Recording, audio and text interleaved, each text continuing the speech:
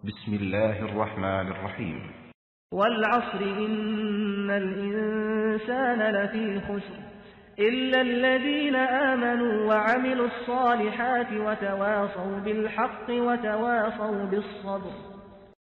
Surah Al-Asir, ang panahon, sa ngalan ng Allah ang mahabagin ang maawain. Isinusumpa ko sa panahon.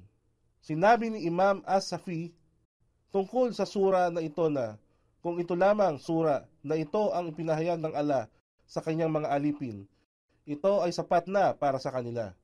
Ito ang matibay na panunumpa sa paninindigan at ginawa ng Allah at nagbigay paliwanag na yaon lamang na mayroong tamang pananampalataya at pananalig sa Kanya at gumagawa ng mabubuting gawain ang magkakaroon ng tagumpay.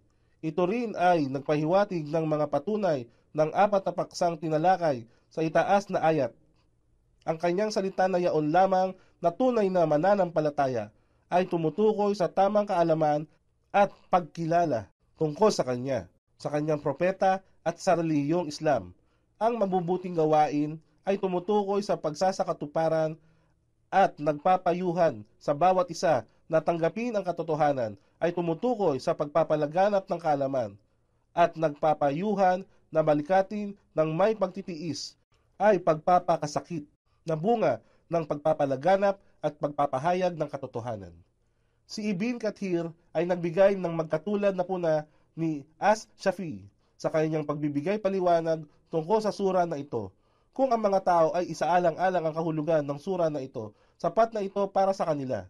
Si Ibn Kathir ay nagbigay ng paliwanag tungkol sa sinabi ni As-Shafi sapagkat ito ay naglalaman ng buod ng katangian ng paksang tinatalakay nito.